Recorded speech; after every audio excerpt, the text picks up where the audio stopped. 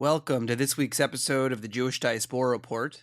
On this week's episode, I thought we would talk about the most current of current events in the situation in the Middle East.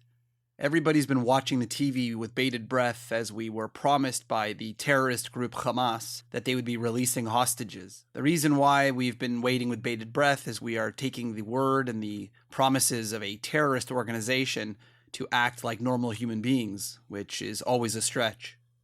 When we discussed the deal that was brokered through Qatar, which is not exactly the most friendly, westernized nation, they are very friendly with Hamas and give a nice warm welcome to the Hamas billionaire leaders who live in Qatar, very far from their terrible situation that they've created in Gaza. The Qatari deal between Hamas, United States, and Israel is that Hamas will release 50 hostages, entirely women and children, and in return they would get 4 days of a ceasefire, in addition to taking away all unmanned aerial vehicles that were over Gaza, which is essentially the eyes and ears of Israeli intelligence. And Israel is handing over mostly women and what they would call children out of Israeli jails. These are prisoners that were held after being convicted or being sentenced for crimes against Jewish people and terrorist attacks. People who have stabbed, people who have attempted bombings, people who have smuggled explosives into Israel. The list goes on. Many people criticize the deal, although most people, at least on the Jewish side, will sit here and say, look, we need our people back. We will do anything for life. And as I said on our Instagram page at one point, we have an Achilles heel, Israel. We respect human life. We will do anything for human life. And that's why we are getting our people back, even at the cost of releasing prisoners who have attacked and killed Israelis. And yet we return them. The one thing that's really frustrating about this entire situation is if you watch the Western media, they keep acting as though these are equals. It's an equal thing. It is absolutely not equal. First of all, let's talk about the number. 50 versus 150. I recently posted on Instagram the idea that I guess, as the market dictates the price, they have decided that one Jewish life, a toddler, someone who was kidnapped from their home who has done nothing wrong, is worth 1/3 the life of a Gazan prisoner who was stabbed or attempted to stab or killed somebody. That is the going rate for a Jewish life these days. Although, to be fair, I guess this is actually a step up from the last time this happened, when one of our soldiers, Gilad Shalit, was actually imprisoned by Hamas for 5 years. And in order to get him back, 1,000 people were let go. 1,000 people with blood on their hands were let go out of jails from Israel. One of which is actually very important. Yahya Sinwar is a Palestinian liberation fighter, as he would call himself, who is the leader of many attempts at killing Jewish people. He was imprisoned and let go to get Gilad Shalit back. And today, he is literally the head of Hamas in Gaza. As we know, the Gazan leaders are far away from the conflict. They need someone who runs the war. And they found this person who was in jail for many years for the terrorist acts that he committed, and we let him go for one life. I have nightmares thinking about all the people who are going to be released under this deal, to think about what they will do in 5 or 10 years from now that they're free. They've become superstars among Hamas leaders. They're going to be moved to the top and make sure that they get the best life possible in order to continue to kill Israelis. Another issue we have with the media and the way that they're reporting on these hostage situations is that they talk about the children that are in the prisons of Israel. Yes, technically many of these people are children because they're 12, 13, 14, or at least they were when they committed their crimes to go to jail. But because they are young doesn't mean that they didn't commit those crimes. Many of these people have been brought up in a system in Hamas and in Palestinian Authority schools that teach them that martyrdom is the key, that martyrdom is what they need to be doing. And they are taught that the Jewish life is worth less somehow than everybody else and that they need to die. This is why they grow up and end up wanting to commit crimes at 15, 16. Everywhere else in the world that uses child soldiers is frowned upon. It's disgusting. It's a horrible act. It's actually a war crime. But it's okay when you do it in UN schools, teaching them about martyrdom and how the Jewish people stole their land and how they need to go and attack and become a martyr. It is absolutely ridiculous, the double standard, that they are allowed to teach their kids as long as it's in a UN-funded school. So no wonder there are so many young people in Israeli jails. When you raise a kid from the age of 1 or 2 years old in a school to go and kill, By the time he's 14, he's ready to go. And they do it. So they're in jail at 14 because they've committed a stabbing attack or they've attempted to smuggle weapons into Israel. And yet we treat them like children, like the 10-month-old Israeli who was kidnapped out of their mother's arms. That's the same as a person who's 16 with a knife trying to kill somebody. It's absolutely unbelievable that the media sits here and tries to say that it's somewhat equal here.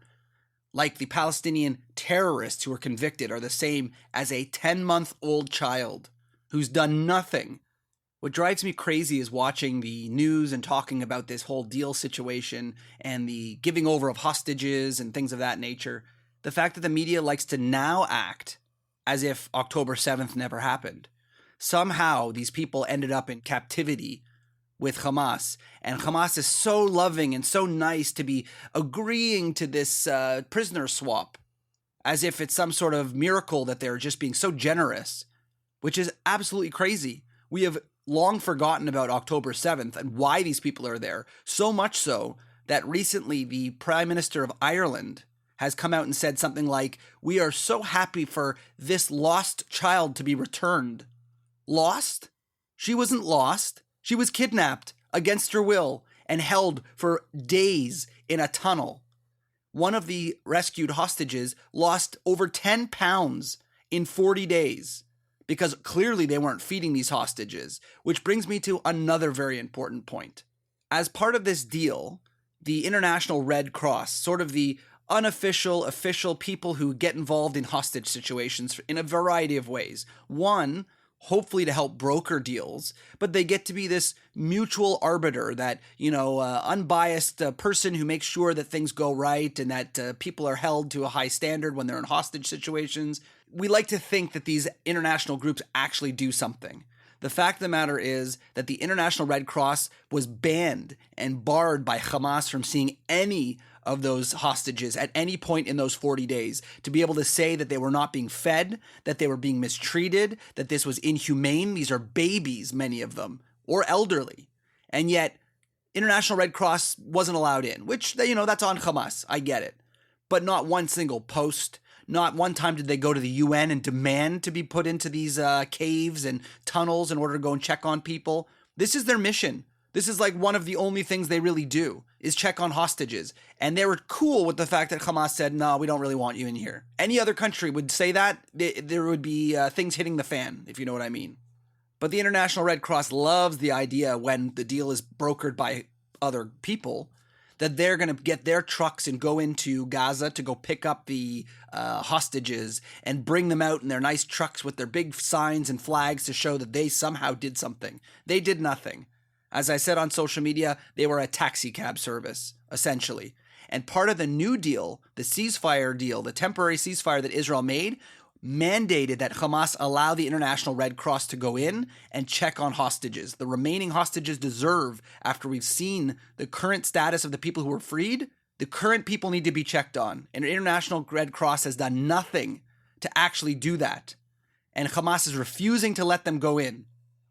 All of these international agencies have failed miserably. The Red Cross, the UN, which is literally a joke. They have not said anything about Hamas. Throughout this entire war, it's always been about Israel. Israel needs to cease fire. Israel needs to stop what they're doing. Israel needs to stop harming civilians. They've ignored everything about what Hamas is doing, that they're using hospitals as terror bases, that they use human shields. Blind eye. No, UN doesn't see it. Doesn't happen. The United Nations group that's within Gaza, rather than actually helping Gazan people during what they call the biggest humanitarian crisis in the world, what they did was they stored all of their food in their warehouses, and the only way that the people of Gaza actually got to eat that food was because they broke in and stole it. That's the only reason. What were they waiting for? Why was this food being held there? Is there going to be another humanitarian crisis that we've never seen before and that they have no food to eat? This is the time. Where does this money go? To go and fill storerooms for nothing? To give people jobs? The reality is the people who work for the United Nations in Gaza are people who support Hamas. Maybe that stuff in that warehouse was actually being saved for the Hamas fighters when they ran out of fuel and food and things like that. It is a complete and utter joke. None of these organizations care when it comes to Israel and Jewish lives. They should all be ashamed of themselves. One thing that just keeps coming up over and over and over again whenever people ask questions or we talk about this situation is, why is this all Israel's problem? It's a great question, and not really many people think about it. Why is Gaza Israel's problem? For those of you who listened to my last podcast and learned a little bit about the history of Gaza, one very key important point was that Gaza was actually under the Egyptian rule from 1948 to 1967. So these essentially were Egyptian people living under Egypt. In 1967, when Egypt lost yet another war that they started, they just decided they literally didn't want them back anymore. So they left them to die. And the only reason Israel's involved, because Israel unfortunately has a conscience, and they can't just let these people die and let them fend for themselves. Egypt literally closed their doors and said, sorry, we don't want you. Get out. And Israel had to pick up the slack. And so Israel was dealing with terrorists and fighters and all these things that were going on in Gaza and are now paying the price. Israel has tried everything to make peace with these people in order to stop the fighting. But unfortunately, 80+% of Gazan people support Hamas. And we've seen it. When these released prisoners come back and they're coming on buses, they are cheering. They've got fireworks. They are in so much pride for the Hamas fighters. They've got Hamas flags all around. They are so excited for the resistance, as they call it. The complete utter joke, calling it resistance. Why is it that somehow the world completely turns a blind eye to the fact that Egypt controlled this region? Egypt has control over these people, many of which were Egyptian. Many of these people who came to Gaza during the Muslim conquest and afterwards during the Ottoman Empire, they were Egyptian. And you know what the funny thing is? There's more research coming out now that shows you a list of last names. Many people know that last names obviously come from different places in the world. Many Jewish last names can be decoded to know where you're from or what your family did back in the day. The same thing for Arabic last names. So many of these Arabic last names can tell you exactly where they came from. And many of them came from Egypt. Why is the world not knocking on Egypt's door, demanding they actually provide them with any kind of resources? It's Israel's fault. Whenever Israel decides to cut off the 5% of water that they supply Gaza, the world goes up in arms, despite the fact that Egypt doesn't do anything for them. And those were Egyptian citizens. Why is it Israel's fault? Why are they Israel's responsibility? I can't tell you how many times I've seen people say that there's been a, quote, occupation of Gaza and the West Bank since 1948. Let's do a little recap here. In 1948, who took over that region? It was Jordan and Egypt. Until 1967, they controlled the land. You want to talk about occupation? It was those two countries who actually occupied them and held them down and only left them for dead once it became too difficult and the terrorism became too bad that they said, you know what, we're out, see you later. Hey, Israel, we hate you. You take care of it. And that's literally what's been going on since 1967. And Israel is the only country that's actually worked towards trying to give them a better life. Not Egypt, not Jordan, not Qatar, not Iran. None of these countries have done anything for the poor Palestinians, as they would say, except for Israel. They want to use them as human shields for their own anti-Israel beliefs. The Palestinians are cannon fodder for these groups, and they don't even know it. That's the crazy thing. They are so brainwashed that how do you actually sit here and not see the Israeli Arabs and go, wow, I actually kind of like what they got? The Israeli Arabs have quite the life compared to what the people in Gaza are living right now. Yet they want Hamas and more terrorism, not more of Israel where they give them full rights. And the international community ignoring these facts and continuing this BS is what's the problem here. Blaming Israel while giving cover to all of the Arab nations who do nothing. In the end, really, we just need to make sure we get all of our Israeli people home. And anyone who is not Jewish and Israeli that lived in Israel or worked in Israel that was kidnapped, we need to work to get them home too. And we've been doing that. Unfortunately, it comes at a massive, massive cost. We are giving up terrorists who are going to go home and be celebrities, and they will be part of the resistance once again. But at least we have our people back, and we could fight another day. So as much as this agreement only shows how much we are willing to make a deal and maybe open ourselves up to future terrorism, unfortunately, in addition to more kidnappings, we need to do this for human life, because Jews above all else respect human life. What I'm really glad to see is that Israel, despite the fact that they've lost all eyes and ears in Gaza, which only means that Hamas is of course regrouping and they're rearming themselves, Israel is saying it will not leave Gaza until Hamas is gone. There's no long-term ceasefire, as much as the US and other countries are saying, well, once you've already stopped fighting, you might as well just keep stopping. At some point, Israel is going to go back to fighting, and Israel is going to get rid of this cancer. Hopefully, God willing, we will actually be able to win and eradicate Hamas and their ideology completely from the area. This way, God willing, we will never have to make these horrible deals ever again. Terrorists for babies, murderers for grandmothers. Never again.